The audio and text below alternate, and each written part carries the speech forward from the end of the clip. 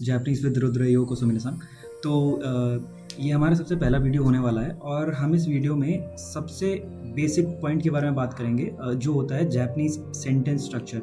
तो Japanese sentence structure बनता कैसे है? बिकॉज़ मैंने देखा है कि जब आप बिगिनिंग फेज़ में होते हैं, जब आप जापानीज़ जो स्टार्ट ही करते हैं, तो बहुत ज़्यादा कन्फ्यूजन हो जाता है कि वर्ब को कहाँ प्लेस करना है और ये जो ऑब्जेक्ट है उसको कहाँ प्लेस करना है। एंड ऑफ कोर्स जो टर्मिनोलॉजीज़ होती हैं कि सब्जेक्ट क्या है, ऑब्जेक्ट क्या है, तो उसमें कई बार कन्फ्यूजन हो जाता है कि यार ये पार्टिकल वा, गा ये सब कहाँ लगेंगे, कैसे होगा। तो उस पॉइंट को कवर करने की आज मैं कोशिश करूँगा इस वीडियो में। तो मैंने इन सब चीज़ों को बहुत ही सिंप्लीफाई वे में एक्सप्लेन करने की कोशिश की है। आई होप आपको समझ में आए। तो चलिए स्टार्ट करते हैं। अच्छा, बिफोर वी स्टार्ट एक पॉइंट मैं बता दूँ। अगर हिंदी आप समझ पाते हैं, हिंदी में सेंटेंसेस आप बना पाते हैं, तो आई विल हाईली रिकमेंड कि जापानीज सेंटेंस स्ट्रक्चर को हिंदी में समझने की कोशिश करना, क्योंकि जो जापानीज सेंटेंस स्ट्रक्चर होता है वो प्रॉपर हिंदी के सेंटेंस स्ट्रक्चर की तरह ही होता है। उसका जो पैटर्न होता है वो एग्जैक्टली रिजेंबल करता है। तो ये एक बहुत बड़ा बिग प्लस हो जाएगा आपके लिए। End of course if you speak English, if you don't understand Hindi, so it is completely fine. I'll help you, I'll guide you throughout the way. तो चलिए स्टार्ट करते हैं। ओके, सो सबसे पहला पॉइंट जो हम यहाँ पे कवर करने की कोशिश करेंगे, वो as I said Japanese sentence structure. तो वो होता कैसा है, सेंटेंस स्ट्रक्चर कैसा होता है, उसके बारे में बात कर लेते हैं। तो ये सिंपल सा स्ट्रक्चर होता है हमारा, सब्जेक्ट, ऑब्जेक्ट और वर्ब। फिलहाल हम अभी टर्मिनोलॉजीज पे नहीं जाते हैं कि कैसे कैसे हम लोग कैटेगराइज करते हैं, डिफाइन कैसे करते हैं सब चीज़ों को।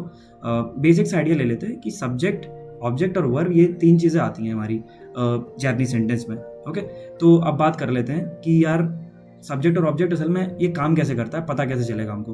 तो सबसे सिंपल होता है कि सब्जेक्ट को, जैसे इसमें यहाँ पे लिखा हुआ है कि whoever is the main topic of your conversation, वो हमारा सब्जेक्ट होता है। मैंने ब्रैकेट में एक छोटा सा ट्रिक भी लिखा है कि कई बार हमको समझ में नहीं आता, तो आप यूजुअली क्या कर सकते हैं कि ज़्यादातर जो आपका सब्जेक्ट होगा वो सेंटेंस की स्टार्टिंग में ही आएगा। ओके, अभी हम कुछ एग्जांपल्स लेंगे तो ये चीज़ और क्लियर हो जाएगी। अगर आप नोट्स लेना चाहें तो इसको नोट डाउन कर सकते हैं कि जो स्टार्टिंग में यूजुअली आएगा हमारा, वो हमारा सब्जेक्ट हो जाता है। ओके, और ऑब्जेक्ट क्या होता है?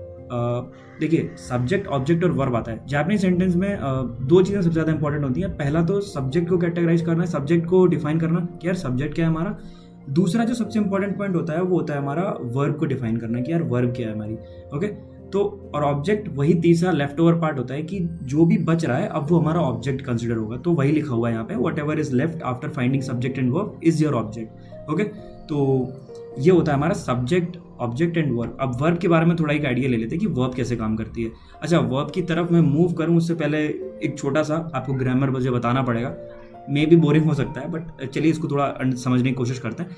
तो दो तरह की वर्ब्स होती हैं। एक तो होती है ऑक्सिलरी वर्ब, जो कि आप देख रहे हैं। तो ऑक्सिलरी वर्ब कैसी होती है? वो जो सिंपल इज एम आर होता है, is am are was were. So अगर आपको नहीं समझ में आ रहा है कि यार मैं सेंटेंस को कैसे पता करूं, तो एक सिंपल सा ट्रिक होता है, अगर वो आप यूज़ कर सकते हैं, क्योंकि मैंने उसको ट्राई किया तो वो काफ़ी अच्छे से काम करता है।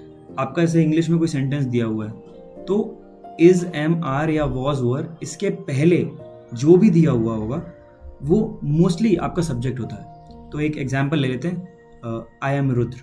जैसे आई एम रुद्र, तो यहाँ पे एम से पहले क्या है हमारा? आई। तो आई इस सेंटेंस का सब्जेक्ट हो जाएगा हमारा। तो जापानीज में भी ऐसे ही काम करता है। तो अगर आप इंग्लिश का यूज़ कर रहे हैं, जैसे इंग्लिश सेंटेंस दिया हुआ है आपके पास, for example my name is Rudra, तो माई नेम इज, तो इस से पहले क्या आ रहा है हमारा? My name. तो माई नेम हमारा सब्जेक्ट हो जाएगा इस केस में।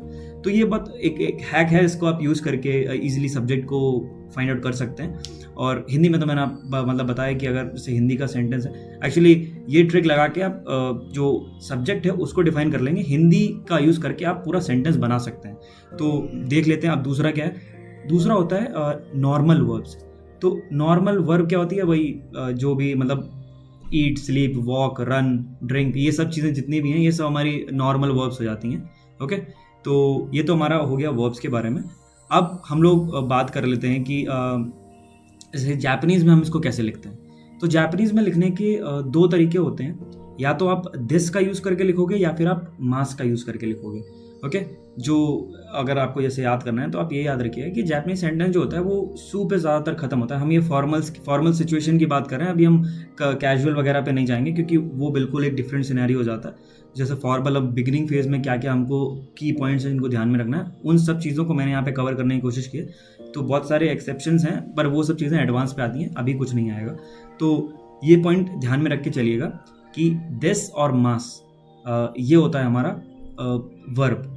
अच्छा, तो पॉइंट आ सकता है कि यार मतलब एक कॉमन पॉइंट आपने यहाँ पे नोटिस किया कि ये एस यू पे खत्म हो रहा है, इसको सू मत प्रोनाउंस करिएगा, स सिंपल दिस मास ऐसे करके प्रोनाउंस करना होता है, सू नहीं बोलना, देसू मत बोलिएगा या देसू या मासू, तो ऐसा नहीं होगा, दिस या मास। अच्छा, मैंने एक की पॉइंट और लिखा हुआ है यहाँ पे कि use this only if no other verb is there. तो ये आपको थोड़ी देर में क्लियर हो जाएगा। अभी आपको वो पॉइंट याद रहना चाहिए कि दो तरह की वर्ब्स बताई थी मैंने, एक ऑक्सिलरी वर्ब होती है और एक नॉर्मल वर्ब होती है। तो ऑक्सिलरी वाली तो सिंपल है, इज, एम, आर, वॉज, वर, ये सब हो जाता है, और नॉर्मल में वही ईट, स्लीप, ड्रिंक, वॉक, रनिंग, ये सब चीज़ें हो जाती हैं। ओके, तो अभी और आगे बात कर लेते हैं। जैसे मैंने यहाँ पे भी एक नोट बनाया हुआ है छोटा सा कि जो दिस होता है वो हमारा ऑक्सिलरी वर्ब होता है और जो मास होता है वो हमारा नॉर्मल वर्ब होता है। तो अच्छा, आपने अब इससे पहले मैं मूव करूँ, एक छोटा सा पॉइंट यहाँ पे बता देता हूँ कि मैंने मास के आगे डॉट डॉट डॉट लगाए हुए हैं, तो व्हाट डज इट मीन। तो एक्चुअली जो नॉर्मल वर्ब्स होती हैं उनमें हमेशा मास की एंडिंग होगी बट आगे कुछ वर्ड लगा होता है, और वो वर्ड जो होता है वो डिफाइन करता है कि ये वर्ब कौन सी है। दो वर्ब्स लेता हूँ मैं एज एन एग्जाम्पल। एक होता है ताबे मास। तो ताबे मास होता है जापानीज में टू ईट, खाना खाना जिसको बोलते हैं, और एक होता है नोमी मास। तो देखिए, मास दोनों में कॉमन होता है बट जो आगे के वर्ड्स होते हैं उनको चेंज कर देते हैं तो पूरा वर्ब ही बदल जाता है। तो मास वो कॉमन वर्ड रहता है हमारा। तो याद रखिएगा, जब सेंटेंस में या तो आप दिस यूज़ कर लेंगे या आप मास यूज़ करेंगे, दोनों को साथ में यूज़ नहीं करेंगे हम लोग। ओके, तो ये हमारा पॉइंट हो गया। यहाँ से हम वर्ब्स के बारे में हमको बेसिक आइडिया मिल चुका है। तो बिफोर वी प्रोसीड एक बार क्विक रिव्यू कर लेते हैं। अगर आप नोट्स बना रहे हैं तो ये बिग प्लस है, और even I will highly recommend कि अपने खुद के नोट्स बनाइए या फिर आप स्क्रीनशॉट लेते जाइए ताकि आप अपने पर्सनल नोट्स उनको रख सकें सेव करके।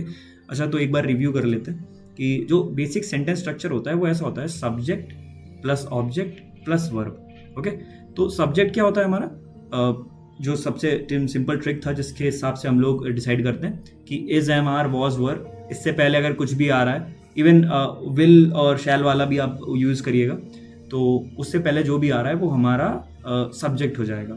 ठीक है, और वर्ब क्या था हमारा। अच्छा, देयर इज़ अ रीज़न कि मैं सब्जेक्ट और वर्ब को ज़्यादा प्रायोरिटाइज कर रहा हूँ, ऑब्जेक्ट को प्रायोरिटाइज नहीं कर रहा हूँ, क्योंकि जापानीज सेंटेंस में मैंने पहले भी बताया कि जापानीज सेंटेंस में सब्जेक्ट और ऑब्जेक्ट ज़्यादा मायने रखते हैं। ठीक है, तो इस चीज़ को याद में रखिएगा।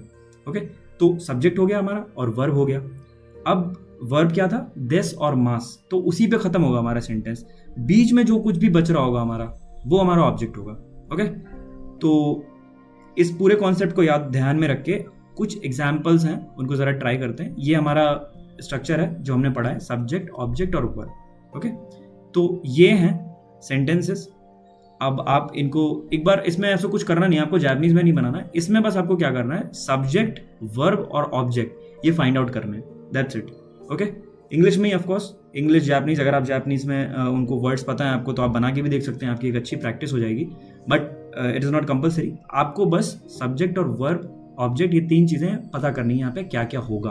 ओके, तो आई विल रिकमेंड कि इस वीडियो को पॉज करिए, टेक योर टाइम और पता करिए कि कौन सा सब्जेक्ट है, कौन सा वर्ब है, कौन सा ऑब्जेक्ट है।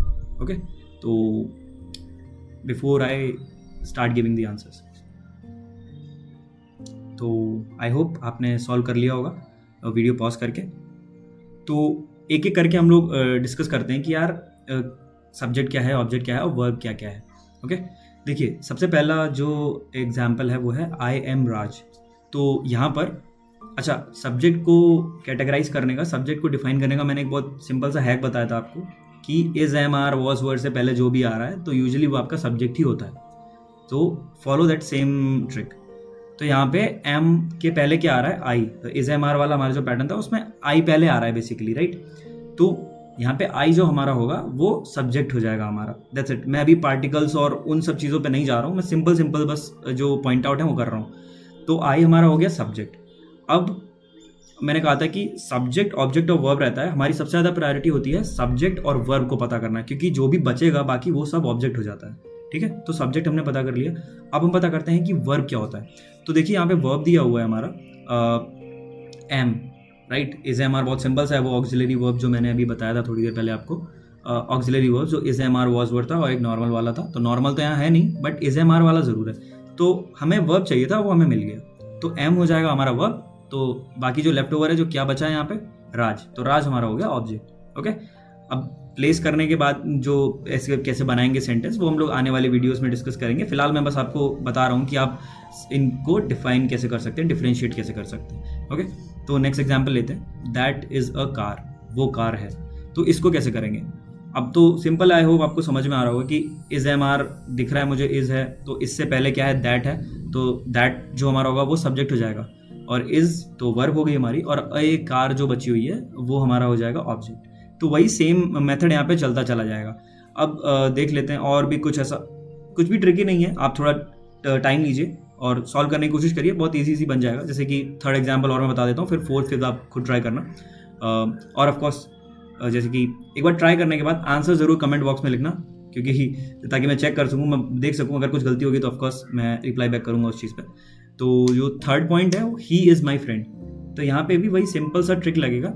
ई is am are was were है। अच्छा, एक चीज़ और, हर सेंटेंस में इज एम आर आए ये कोई ज़रूरी नहीं है। मैंने अभी बस सिंपल सेंटेंसेस, सिलेक्टिव सेंटेंसेस उठाए हैं ताकि आपको थोड़ा क्लैरिटी मिले, दैट्स इट। ओके, कुछ ऐसे सेंटेंसेस भी आएंगे जहाँ पे ऑक्सिलरी वर्ब्स का यूज़ नहीं हो रहा होगा, आप नॉर्मल वर्ब्स को देख रहे होंगे। ओके, तो ही इज़ माई फ्रेंड, तो इज़ से पहले आ रहा है हमारा ही, तो ही हो जाएगा हमारा सब्जेक्ट, और इस तो दिया ही हुआ है तो वो हमारा हो गया वर्ब। फिर माई फ्रेंड, तो माई फ्रेंड ये जो बचा हुआ है वो हमारा हो गया ऑब्जेक्ट। तो इन सेम वे वो ऐसे ही वर्क करेगा। अच्छा, और एक रीज़न था कि मैं क्यों आपको बोल रहा था कि आपको हिंदी में अगर आता है तो बहुत बड़ा प्लस हो जाएगा आपके लिए, बहुत बड़ा बेनिफिट हो जाएगा। तो द रीज़न इज़, देखिए हर सेंटेंस के बगल में मैंने हिंदी में भी लिखा हुआ है। सबसे पहला एग्जांपल लेते हैं, आई एम राज, मैं राज हूँ। तो अगर आपको इन सब के जैपनीज़ वर्ड्स पता हैं तो आप इनको एज इट इज़ बस नीचे पुट करना है आपको, और वो प्रॉपर सेंटेंस फॉर्म हो जाएगा। तो हिंदी में बस यही एक बेनिफिट मिल जाएगा आपको कि सेंटेंस स्ट्रक्चर के पीछे आपको इतना ज़्यादा दिमाग नहीं लगाना पड़ेगा। आपको अगर पता है कि सब्जेक्ट क्या है, वर्ब क्या है, that's it, that is more than enough. आपको फिर सब्जेक्ट जो वर्ड्स होते हैं उनको अरेंज करने में अपना टाइम इतना वेस्ट नहीं करना पड़ेगा, आप इजीली उनको अरेंज कर पाएंगे। तो ये एक बहुत बड़ा बेनिफिट हो जाएगा आपके लिए। अच्छा, सेकंड थिंग, इंग्लिश में भी हालांकि मुझे नहीं लगता अब इतना आपको प्रॉब्लम होगी, क्योंकि आपने समझ लिया है कि वाक को कैसे यूज़ करना है, जो सब्जेक्ट है आपको उसे कैसे लगाना है और वर्ब कैसे लगानी है। तो ये एक बेसिक सा अप्रोच है। और कुछ और एग्जांपल्स हैं, इनको देख लेते हैं। जैसे कि ही इज़ ईटिंग सुशी, सबसे पहला एग्जांपल ही ले लेते हैं हम लोग, ही इज़ ईटिंग सुशी। अब देखिए यहाँ पे एक अच्छा एग्जांपल है ये। यहाँ पे इज़ भी आ रहा है और वो नॉर्मल, मतलब ऑक्सिलरी वर्ब भी आ रही है और हमारी नॉर्मल वर्ब भी आ रही है। ठीक है, अब देखिए ही इज़ ईटिंग सुशी। इस केस में जो अगर दिस और मास जो दिया हुआ है हमारा, तो आप मास को यूज़ करेंगे। ये बहुत क्लियर रखिएगा, क्योंकि अभी तक मुझे लग रहा है कि ऐसा आपने रूल बना लिया होगा कि is am are was word दिया हुआ है तो हमारा दिस आएगा फॉर श्योर है। तो ऐसा नहीं होगा। अगर सिर्फ और सिर्फ ये ऑक्सिलरी वर्ब्स ही दी हुई है, मतलब इज एम आर ही दिया हुआ है, तभी आप यूज़ करेंगे दिस को। अदरवाइज आप मास को प्रायोरिटाइज करेंगे, उसी को यूज़ करेंगे। मास से मेरा मतलब है नॉर्मल वर्ब जो भी होगा आपका। जैसे इस केस में ईटिंग है तो वो होता है ताबे मास, तो ताबे मास को यूज़ करेंगे। तो मतलब मास पे खत्म होगा आपका सेंटेंस, ना कि दिस पे खत्म होगा। इस पॉइंट को याद रखना है आपको, ठीक है। If a sentence has both auxiliary verbs as well as normal verbs, prioritise normal verb. ऐसा नहीं है कि मास और दिस लिख दिया या दिस मास लिख दिया, ये गलत हो जाएगा। ओके, हमारा सेंटेंस सिर्फ एक वो सू पे खत्म होना चाहिए। आई एम रिपीटिंग अगेन कि हम यहाँ फॉर्मल्स की बात कर रहे हैं, तो कमेंट में प्लीज़ ऐसा मत कहिएगा कि ऐसा नहीं होता है, हम दूसरे वो कैजुअल फॉर्म में ही बना सकते हैं। तो कैजुअल फॉर्म एक डिफरेंट सिनेरियो है, हम फिलहाल अभी नॉर्मल की बात कर रहे हैं। ओके, तो ये एक अच्छा एग्जाम्पल था। तो समझ में आ गया होगा आपको कि अगर दिस और मास दिया है तो हम मास को प्रायोरिटाइज करेंगे, ना कि दिस को। Okay, so next example, my house is over there. तो again same scenario see, is है मतलब वही हमारा वर्ब मिल रहा है हमको, is am are auxiliary verb मिल रहा है हमको। तो इससे पहले क्या है हमारा माई हाउस, तो माई हाउस हमारा सब्जेक्ट हो जाएगा, और वर्ब तो ऑब्वियसली क्लियर दिया हुआ है कि इज हमारा वर्ब है। बचा क्या, ओवर देयर, तो ओवर देयर हमारा ऑब्जेक्ट हो जाएगा। तो इसी तरह से हमको बनाना है। Okay, and of course 9th example और एक थोड़ा अच्छा एग्जाम्पल है क्योंकि वो सेम सिनेरियो है इसमें। देखिए, I am studying Japanese language, मैं जैपनीज़ लैंग्वेज पढ़ रहा हूँ। तो यहाँ पर भी देखिए ऑक्सिलरी वर्ब भी दी हुई है और नॉर्मल वर्ब भी दी हुई है, राइट। तो ऑक्सिलरी वर्ब कैसे, एम दिया हुआ है, राइट, इज एम आर वाला जो है वो एम दिया हुआ है, और नॉर्मल वर्ब स्टडिंग दी हुई है यहाँ पे। तो सेम केस आएगा यहाँ पे, आप दिस और मास दोनों के ऑप्शंस हैं, तो आप मास को प्रायोरिटाइज करेंगे ना कि दिस को। तो ये चीज़ आपको ध्यान में रखनी है। एंड ऑफ कोर्स सब्जेक्ट क्या होगा यहाँ पे, सब्जेक्ट होगा हमारा आई, राइट, क्योंकि वो एम से पहले आता है। तो इज एम आर हमने जो अपना ट्रिक लगाया उससे हम सॉल्व करने की कोशिश कर रहे हैं, सिंपल आराम से सॉल्व हो जाएगा। और दूसरी चीज़, एम हो गया हमारा वर्ब, तो बचा क्या है, स्टडिंग जैपनीज़ लैंग्वेज। अच्छा, इन सब चीज़ों को भी कैसे अरेंज करेंगे प्रॉपर, ये मैं नेक्स्ट वीडियो में बताऊंगा पूरा क्लियरली, क्योंकि ये सब पार्टिकल्स के ऊपर है कि जॉइंटर्स कैसे कैसे लगाने होते हैं आपको। तो उन सब चीज़ों के बारे में हम ब्रीफ में डिस्कस करेंगे। ओके, सो हम लोग नेक्स्ट टॉपिक पे आ जाते हैं। वो जो सेंटेंस स्ट्रक्चर था वो तो वहीं तक था, बट जैसा कि मैंने बोला कि पार्टिकल्स जो जॉइंटर्स की जिनकी मैं बात कर रहा था कि वो बहुत ज़्यादा इंपॉर्टेंट है। वो जो सेंटेंस को एक्चुअली अगर मैं बहुत सिंपल टर्म से बोलूँ तो वो आपके सेंटेंस को मीनिंग देंगे कि सेंटेंस कहना क्या चाह रहा है, क्योंकि हिंदी में भी ऐसे बहुत सारे वर्ड्स होते हैं जिनकी वजह से ही हमें पूरा सेंटेंस का मीनिंग मिल पाता है। वरना कई बार ऐसा हो जाता है कि हम समझ नहीं पाते कि वो किसकी तरफ बोला जा रहा है, किसको इंडिकेट करके बोला जा रहा है, उसको क्या है, कैसे रिलेट किया जा रहा है। तो बेसिकली यही काम होता है हमारे पार्टिकल्स का। तो पार्टिकल्स के बारे में मैं आने वाली वीडियो में डिस्कस करूँगा। मैं बस आपको एक छोटा सा आइडिया दे रहा हूँ कि क्या क्या होगा पार्टिकल्स में। तो जैसा कि आप देख सकते हैं, there are 7 types of particles, और ये सब दिए हुए हैं, वा, गा, नी, नो, दे, ए और वो। ओके, तो इन सब चीज़ों के बारे में मैं डिस्कस करना है। अब जो करंट में आपने सीखा कि सब्जेक्ट कैसे चुनना है हमको, सब्जेक्ट क्या होगा हमारा, वर्ब क्या होगी, प्लस हमारा ऑब्जेक्ट क्या होगा, उसके बाद हम लोग देखेंगे कि ये अभी आपको समझ लीजिए कि ये बस आपने ईंटें लगाई हैं किसी घर को बनाने के लिए, अब आप प्रॉपर उस पर सीमेंट, पेंट वगैरह कर रहे हैं, तो वो काम होता है पार्टिकल्स का। ठीक है, आपने बस बेस बनाया है, दैट्स इट। अभी सेंटेंस में मीनिंग नहीं आया। अब मीनिंग आने के लिए हमको पार्टिकल्स डालने पड़ते हैं कि वो पार्टिकल क्या कह रहे हैं। जैसे मैं आपसे बार बार कह रहा था कि सब्जेक्ट पता करिए कि आपकी सेंटेंस का सब्जेक्ट क्या है। तो सब्जेक्ट आपने पता कर लिया, ओके फाइन, बट इंडिकेट कैसे करेंगे कि मैंने इसको सब्जेक्ट चुना है। तो वही सब चीज़ें, इंडिकेटर्स, जॉइंटर्स जो होते हैं, जो मीनिंग देंगे आपके सेंटेंस को, वही काम होता है पार्टिकल्स का। तो बस पार्टिकल्स के बारे में इतना ही है, उसके अलावा कुछ नहीं है। ओके, तो ये कुछ क्वेश्चंस हैं, एक बार ट्राई कीजिए, अपनी नॉलेज को टेस्ट करिए। आई होप सब सही हो। ओके, एंड ऑफ कोर्स इनके जो आंसर्स हैं वो कमेंट बॉक्स में लिख दीजिएगा ताकि मैं एक बार देख सकूं। इसमें भी वही सेम आपको प्रोसेस करना है, आपको बताना है कि सब्जेक्ट क्या है, ऑब्जेक्ट क्या है और वर्ब क्या होगी, दैट्स इट। ओके, आप एक कॉलम बना के पूरा सेंड कर सकते हैं, सिंपल लिख दीजिएगा, मैं देख लूँगा। ओके, और अगर ऐसा कुछ होता है जब मुझे लगता है आपको कुछ कन्फ्यूजन हो रहा है, तो प्लीज़ उसको भी लिखिए ताकि मैं उस क्वेरी को सॉल्व कर सकूँ, उस प्रॉब्लम में आपकी हेल्प कर सकूँ, तो थोड़ा सिंप्लीफाई कर सकूँ। ओके, तो फिलहाल तो इतना ही है। एंड उसका सामादिस, thank you so much for your hard work and for your time. तो जल्द मिलते हैं, and bye bye, have a good day.